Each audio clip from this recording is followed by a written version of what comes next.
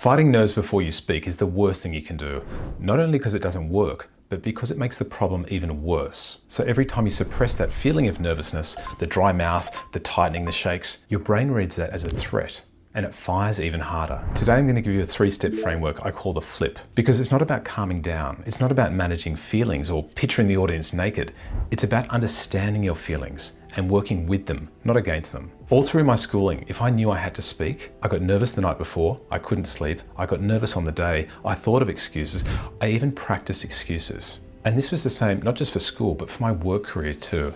Then one day my sister called. She said, "Jace, I'm getting married." I said, "Congratulations." She said, "I want you to be the wedding MC." I said, "Yeah, I'd love to." I put down the phone. I thought to myself, I can't do this. I cannot MC a 350 person wedding. I stewed on it for 48 hours. I felt nervous, even though the event was over a year away. So I thought, I can't do this. I called my sister back. I said, "Look, it's a lovely gesture. I'd love to do it, but I don't think I'm good enough." My sister broke down in tears. She started crying. She said, "The only thing about this wedding that's me is you." And I thought, okay, I've got to do it. I put down the phone. I Googled speaking coach. I started getting coached. I joined a speaking club. I started going to speaking competitions. I threw myself in the deep end of public speaking communication. I became communication obsessed and I started coaching others. On the day of her wedding, I delivered the best speech of my life. Not because I wasn't nervous, but because I was. So here's what you need to do instead. You need to implement the flip. This framework will save you. Let's jump into it. Step number 1, name it. The first step is simply to name the feeling. Out loud if you can, or if you're in public, keep it to yourself.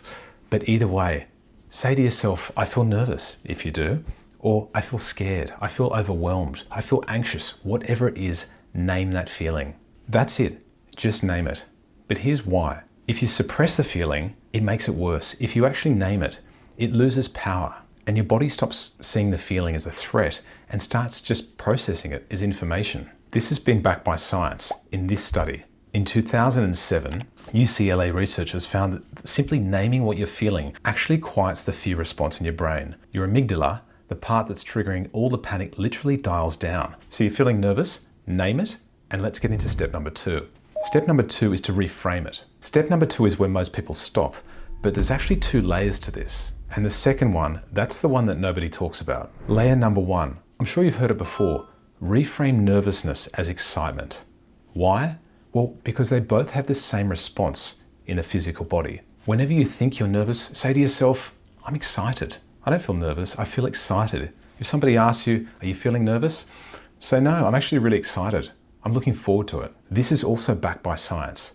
Check out this research here from Harvard. In this study, they show that people who say, "I'm excited" before a high pressure performance actually perform better than those who try to calm down. So stop embracing nervousness and start to embrace excitement and feeling excited. Now the second layer, and this is the most important one that nobody talks about, have gratitude.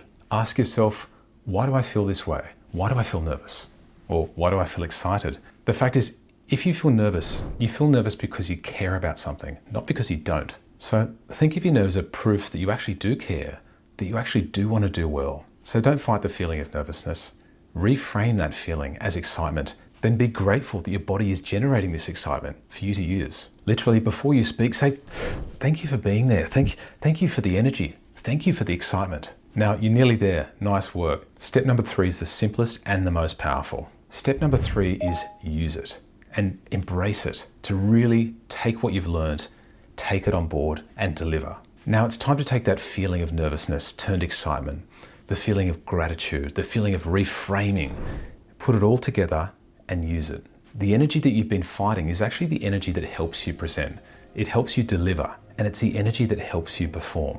So name it, reframe it, have gratitude, and embrace the feeling, then start. I know what you're thinking, but why and how does this actually work? Let me show you how it works at a neuroscience level, because once you understand the science, you'll never go back to fighting nervousness again. So here's what actually happens when you fight the nervous feeling. Your sympathetic nervous system fires, adrenaline is released, your heart rate increases, your brain sharpens, you might sweat, you might get the jitters, you might lose your voice. But this whole system in the body is designed for you to actually perform. You just need to learn how to use it properly. Think about it, the best athletes in the world, the special forces, amazing musicians, they all have this feeling of nervousness or excitement that you do. It's normal and we're designed that way. The secret is how you use the energy. See, the flip framework doesn't change your body, it just changes the way you work with it. And it starts with stopping the fight and embracing it. So the next time you feel that nervous energy, you have a choice. Remember that. You can do what you've always done, you can fight it, you can suppress it, you can really get stuck in your head about it. Or you can implement the flip. You can name it, you can reframe it, you can be grateful for it, and then you can use it. Now, I want to be honest with you. Nervousness doesn't disappear. It's not one of those things that you get rid of. It's always there. But by practicing this framework, you learn to embrace it and use it. Ultimately, it becomes the signal to say, you care, you're there, stop fighting, and let's go. When I emceed my sister's wedding, I was still shaking. I was still nervous, but I did it anyway. And the only reason I did it is because I worked through that framework. And ultimately, I said to myself on the night, I am nervous, I feel terrified, but I'm here for my sister. Thank you for the energy, thank you for the nerves. Let's do this. If there's a moment in your life coming up, a speech, a presentation, an MC gig, whatever it is, if you're starting to feel nervous or anxious or excited, let me know in the comments below. Even just type the word yes, because you're recognizing the fight, and that's where the flip starts. If this video landed with you, fantastic. Make sure you do one more thing before you speak. Warm up your voice correctly. Check out this video.